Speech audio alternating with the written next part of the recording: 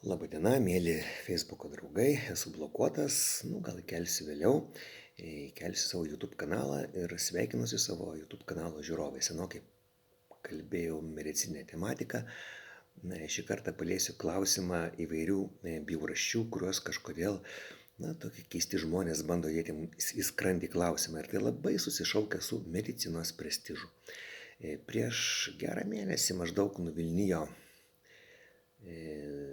socialiniais tinklais daug informacijos apie įvairiausių lervų, vabzdžių dėjimą į maistą.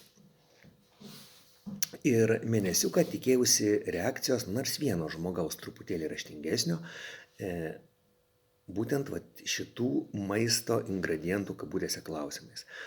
Jais pasisakydavo maisto ir veterinarijos tarnyba. Tai yra tradiciškai veterinarių klausimas. Ir veterinarai, noriu pasakyti, yra patys mieliausi žmonės medicinoje. Anksčiau aš galvojau, kad galbūt yra pediatrai, nes, tokie vaikučiai, jų pacientai, jie patys taip truputėlį juokingai suvaikėja, matyt, nuo tos tokios mimikos ir bendravimo su vaikais, bet veterinarai jie dar yra mielesni, matyt, tie jų pacientukai, tie gyvūnėliai, tas jų atsidavimas, ištikimybė, ta tokia besąlygiška meilė, tikrai jūs, mėly veterinarai, daro labai labai maloniai žmonėm. Kiek yra tekę bendrauti, ar tai esu jūsų klientas, tai yra jūsų klientų šeimininkas, ar tai jūs pas mane ateinate, tikrai patys geriausi prisiminimai. Dėl to man labai keista, kad jūs šito klausimo tylite. Nejaugi medicinos aukštos galvos dar nesuprato socialinių tinklų įtakos. Nejaugi jūs nesupratot, kad internetas, socialiniai tinklai seniausiai yra nukonkuravę bet kokią televiziją, bet kokį laikraštį. Ir kad reikia reaguoti į tai, kas ten darosi, nes mes vėlgi atrodom, kažkokie tai, nevykėliai. Medicina toliau yra tolinama nuo visuomenės. Tikrai medicina nepasirodė aukštumoje, švelniai kalbant, tos feikinės viruso aferos klausimų, kada visas tas marketingas covidinės isterijos buvo atiduotas kažkokiam neaiškiam žmonėm, kažkokiam neaiškiam rezidentam, visuomenės sveikatai, bet gydytojai, tie, kurie turėjo pasisakyti, kurie yra gydytojai su antpečiais, jie kažkodėl tylėjo. Dabar lygiai panašiai tas pats. Taigi tai, ką mes dedame savo į skrandį, argi tai nėra susijęs su sveikata. Ir dabar žmonės tikrai laukia kažkokio tai autoritetingo mediko nuomonės, bet jos nėra. Mėly veterinarai, jūs nebijokite kažko tai pasakyti. Aš taip netgi prisimenu, kad yra kažkoks mokslo rūšis apie maistą. Net taip ir vadinasi, maisto mokslas. Aš galvoju, gal aš kažką painioju, bet pasižiūrėjau tikrai. Universitete yra maisto mokslas, bakalaurinė programa, 3,5 metų. Ir nieko negirdėti iš tų žmonių. Tai yra studentai, bakalaurai, yra jų ruošimas ir jų dėstytojai. Mėly dėstytojai, gal jūs nors žodį tarkite, tai yra įdomu žmonėms. Nes vėl viskas formuoja kažkokį, tokie pusiau influencerinis Lietuvos šlamštas. Aš nebijau pasakyti to ant žmonių, nes tie žmonės yra tikrasis mūsų bendražmogiškasis šlamštas, nes jie yra elementarūs panikos kėlėjai. Tai yra tokios centrinės žiniasklaidos, kurios tikslas yra žmogui sujaukti mąstymą kažkaip, jį išgąsdinti, jį laikyti įtampoje. Jų yra toks tikslas. Dėl to tai yra šlamštas, visuomenės atmatos. Ir jie dabar vėl formuoja nuomonę apie visokių bjaurasčių valgymą. Ir visuomenė tikrai mums iš dalies jau atleistų ir grįžtų mūsų autoritetas po mūsų labai prasto pasirodymo feikinės pandemijos atveju.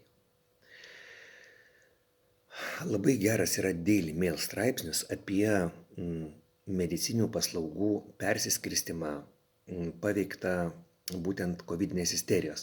Tai, kad žmonės labai metėsi į netradicinę mediciną pačios pandemijos metu, tai normalu, nes buvo uždarytos gydymo įstaigos, bet tas neatslūgo ir dar pareiškėjo po pandemijos.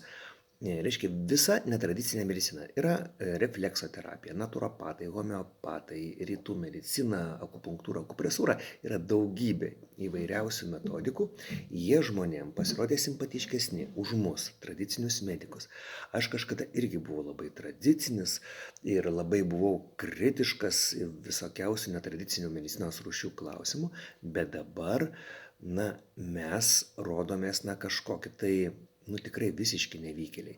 Mes būkim bent jau, kažkiek aktyvesni, kažkiek tai mes esame autoritetai. Žmogus leidžia mums lįsti į savo vidų. Ne tik tai dvasiškai, bet ir kūniškai. Jis mumis pasitikė. Jeigu daktaras Jonas Basanavičius, Vincas Kudirka, Kazys Grinius ir daugybė šviesių protų, kurie gydytojai, nebūtų pilietiški, gal mes Lietuvos neturėtumėm. O dabar vėl mes lendam po stalu. Tai, kad pas mus yra eilė žmonių, mes neapsigaukime. Žinot, ką pirmiausiai padarytų aklasis, jeigu staiga netikėtai atgautų regėjimą? Jis išmestų velniop tą savo baltą lazdelę, kuri metų metus jam buvo akys, kojos ir rankos. Ką aš noriu pasakyti šitą metaforą? Mes kitų žmonių požiūrį į save pamatom tik tada, kai tampam jiems nereikalingi. Kai mūsų dėl kažko reikia, tai visi labai su mumis geri ir mandagus. O kada jau mūsų nereiktų, tada pamatytumėm jų tikrą požiūrį. Žmonėms mūsų verkiant reikia. Gydytojų reikia, nes žmonės serga ir serga dar labiau. Susargdinti tos žmonės, ypatingai psichiškai. Ir buvo vienas iš šitos kovidinės isterijos sumanytojų tikslas. Mėly žmonės, ypatingai kolegos, negi jūs nesusintezuojat, kad tiek tas bjaurastis maiste, tiek ta kaukė, tiek tas gėjus, tiek ta vakcina, tiek narkotikas, visa tai pareina iš tų pačių rankų. Negi jūs nesumetat konteksto, negi jums atrodo, kad tai yra kažkoks atsitiktinumas. Lietuva yra maža šalis, labai lengva tą pasakyti būtent per šitą pseudo-influencerinį šlamštą. Už šitas visas kvailystės labai serga tie patys žmonės. Įvairiausi ten užkalniai, šurajevai, dar dėl maisto pasisako, bet ir visais klausimais dar toks juokingas yra Delfi įvardyjamas kaip mitybos specialistas, nors tas specialistas jisai taip, mažas pasaulis, ženkliai storesnis už savo turbūt storiausią klientą. Jis nėra medikas. Šitas pats, kas būtų koks šveplas logopedas ar šluba baleto mokytoja. Tai jie kažkaip turi nuomonę, o veterinarai nei vienas nepasisakė šito klausimu. Pasisakykit, gal tai yra tikrai, gal valgyt tą kažkokią lervą ar vabzdį, ten musės susišluoti nuo palangės ir suvalgyti gal tikrai yra gėris, gal mums to ir tetrūksta. Kodėl jūs nieko nesakot? Kodėl ar medikam visiems yra eksplantuotas kažkoks tas pilietinės drąsos genas? Ir jie tokie pelės po šluotą, nulenkia galvas įdubusiam krūtinėm, nes bijo, kad kažkoks tai Gabrielium sergantis kolega ar pažįstamas tave pavadins putinistu. Jūs nesibaiminkit, mane ploja labai dažnai, mane skundžia Šimonytės komjaunuoliai visiems iš eilės, aš nespėju teisintis ir rašyti pasiaiškinimų.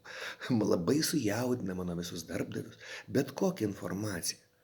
Aš kaip matau dabar esu sąmoningai be medicinės aprangos, būtent kad nedirginti jautrių savo darbdavių nervukų. Mėly veterinarai, mėly maisto mokslo atstovai, paaiškinkit žmonėm, bent jau žmonių daktarai, klausimas, ar jie pasikeis. O jūs dar galite tikrai, grąžinti bent dalį medicinos prestižo į buvusį lygį. Būtent vabzdžių, lervų ir kitokių nevalgomų bjaurasčių pasisakymų šitais klausimais. Tai ne mūsų maistas. Karo metu žmonės ganydavo karvutę miške. Aš kažkada senokai ėjau grybauti su tokia bobutė Žemaitijoje ir jinai norėdama parodyti vietą grybavimą, sakydavo, einam į ganyklą. Aš nuėjau, sakau, kokia čia gamykla, čia miškas. Sako, tu vaikeli mažas, sako, bet čia karo metu. Mano mama karvę augino, kad vokiečiai nepamatytų.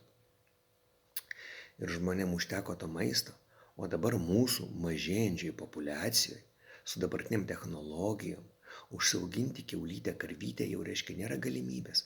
Turim valgyti kažkokias šlykštynės, kurias mums bruktė bruka, va dabartinė sisteminė, psichiškai sutrikus Lietuvos valdžia. Ir kodėl jūs norit tam pasipriešinti? Nors truputėlį. Grąžinti žmonėms viltį.